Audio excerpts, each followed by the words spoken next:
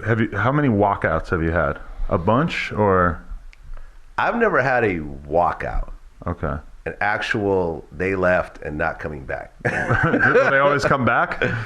I mean, Tretch got kind of upset at the very end of our interview when I was kind of digging into like Tupac's death because they were very close friends, and he just kind of he was just like, man, fuck. You could see him. He gets up. His mic is still kind of dangling, and he's just like, man, I can't take any more of these questions. And but it was really the end of our interview anyways, and me and him shook hands afterwards, and it was emotional.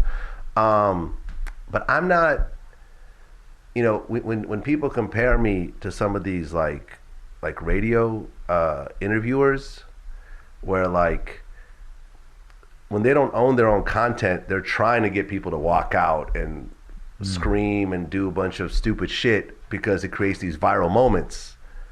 But with me, like I don't go for that. Like I don't want a person to walk out and be frustrated and put that out. Like if that actually happens, we'll cut that out of the. If a person gets frustrated and doesn't want to talk, like we'll take a pause, we'll cut it out of our final footage and say, okay, look, let's just, I'm not trying to upset you. Like, but if they don't give you a good interview, you're still gonna run that probably, right? Yeah, we've scrapped interviews before. Okay. We've scrapped. If a person just being kind of disrespectful and it's just like, this is just lame. Yeah. It's like I'm not even gonna. But there's a party that still wants to show the fans that, just to be like, look at what a dickhead your fucking hero is. Somewhat, but like I said, I don't want to be the platform where people, because you'll be known for that. You know what I mean? You'll be known for that, and people will come in with that agenda. Right. Okay, I'm gonna go on Vlad and I'm gonna flip over a table because that's what the last guy did, and it got 10 million views. Like, right. Nah, like you're not. That's not what we're gonna show. Right. If you do that, it's never gonna come out. So, yeah, man, I don't try. Like I said, it's a long-term vision of what I'm doing, like past my own lifetime. Really? So past your own life? Past my own lifetime. Really? Yeah, because these videos, like, you really don't think people are gonna watch that XXXTentacion interview I definitely, after you die? No, I think so for sure. It's just I haven't really like thought about it. They're watching it after he dies. Yeah. How's that? More. I've just proved my point. I'm watching it more. They're watching it more after he's not around anymore. So they're probably going to watch it when you're not around anymore. So that's the mindset that I put myself in. Like, this is going to be watched by generations later. So you're going to be a buffoon, or is this going to be a serious situation that someone's going to, look at it and say, okay, I could relate that to my own life. Yeah, and I mean, what I think is interesting too is that there's a lot of situations that play out in hip hop that everybody wants to know about exactly what happened. Yeah. But people won't talk about it on camera because it's too early, it's disrespectful, or they just don't want to be seen as a snitch or whatever. What I like about your shit is that you will go and get that story 20 years later. So it's like getting all the stories from all the people associated with the Tupac thing 20 years later when they have no reason not to talk about it. I mean, to me, that's brilliant because that's a content gold mine that's just sitting there. As somebody who has amazing stories to tell, they don't have any sort of real, they're not a big name or whatever, but then you sort of enable them to tell stories that are really important to us, really understanding like the full history of a lot of important artists. Yeah, man. I mean, my favorite interviews are about people that I was fans of before I ever became part of the industry. Because at that point, it was just so pure. And, you're not thinking about money, you're not thinking about views, you're just thinking about how much you love this music. And to be able to then go back and sit down with this person for an hour and a half and just pick their brain and talk about how much their music affected you. Like I did Large Professor, who was kind of the executive producer of Illmatic, one of my favorite albums from Nas. And it's like, I really got to sit there and live out kind of like a childhood kind of wish. Like, when I was listening to Illmatic, I never thought I'd be interviewing the producers of Illmatic. So yeah, man, it's just one of those things. I'm getting to live out, a lot of my passions, as an adult, and it's dope. Yeah. Like just getting to meet people and have conversations. I think people probably forget that to somebody like me or you, that alone is very, very exciting. Like Waka Flocka called me yesterday to tell me about an artist that he has.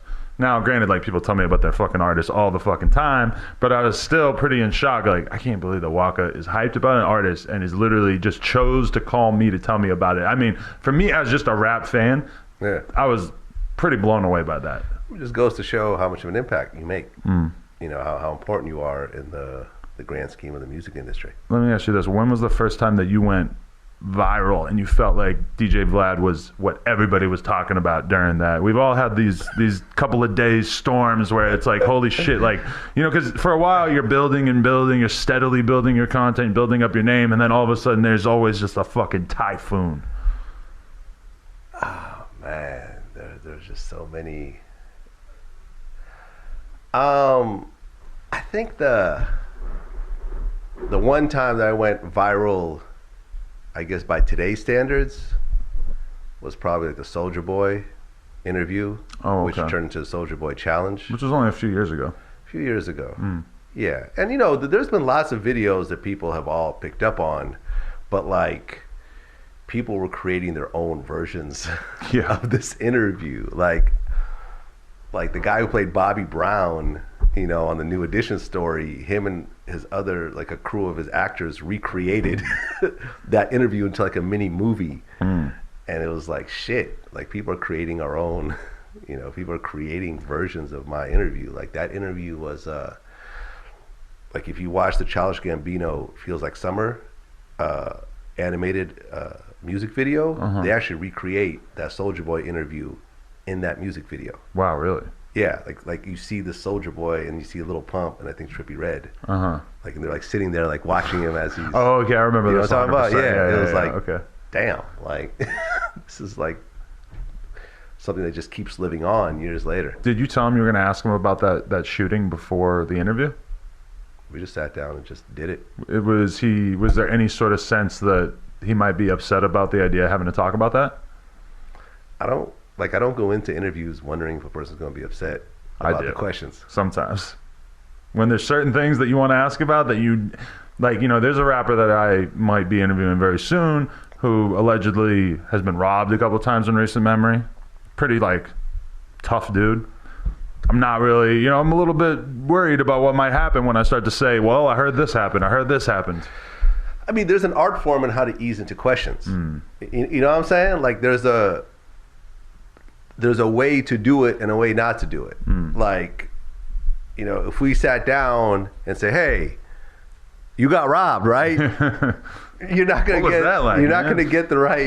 you're not going to get a very good reaction. But, you know, if you go ahead and you talk about a bunch of, you know, you talk about the person's history, you talk about other things, and they start to get a feel for the way that you conduct yourself, you could ease into the most uncomfortable questions without the person being defensive. And like I said, it's like I interviewed Jamel Hill, and you know she had been doing it for a very long time as well as a journalist, and we talked about, you know, she mentioned how interviewing is really more of a craft than like something you learn in college. Right. And you only get good at it by doing it year after year after year. You know, I'm sure you could look at some of your old interviews and be like, cringe. There's things I've said in this interview that I immediately in my head was like, you shouldn't have worded it like that. You should, you know, it's like you need to have that gene of constantly wanting to inspect and analyze how you talk and how you're carrying out this conversation. Yeah, exactly. So it's one of those things, man. It's you know, you could ask anything, you just have to know how to ask it. And, you know, I mean, listen, there's stuff that I didn't ask certain people that I just didn't ask for whatever reason, but most times I kind of, you know, the game plan that I lay out is what I usually follow through on. When you saw Ebro making those comments to Kodak Black about his rape case, how did you think about the way he handled that? It's not the way I would have handled it.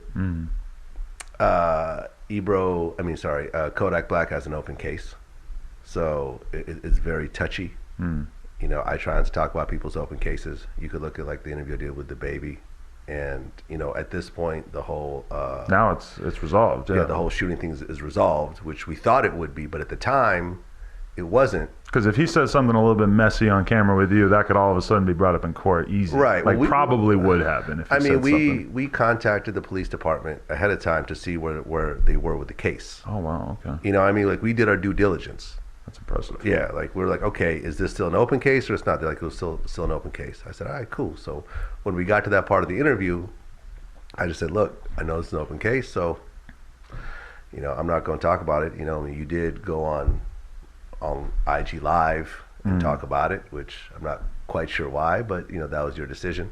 But I'm not going to add to whatever you've already said because, contrary to popular opinion, like I'm not trying to have anything in an interview be used in a court case. And I'm not trying to have a situation where something was said that could ultimately hurt the person later on. And there's lots of people who want to do interviews with us with people who are, awaiting trial, and because they just want to get their story out. But it's like, nah, this is you should listen to your lawyer.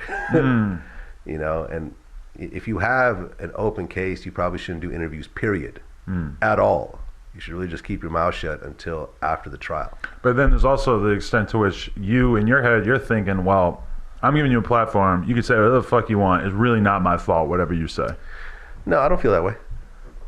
I don't feel that way. I understand the impact of what I do, and I understand the impact of the platform, and I understand that what comes out, this is why I'm careful about statutes of limitations and or if a person already, did, served out the prison term for what they talked about. Like, Freeway Ricky Ross is one of, our biggest guests. And, we talk about all the the millions and millions of dollars of drugs that he pushed, in his early years, but he did like 25 years over that. So he has the right to talk about that.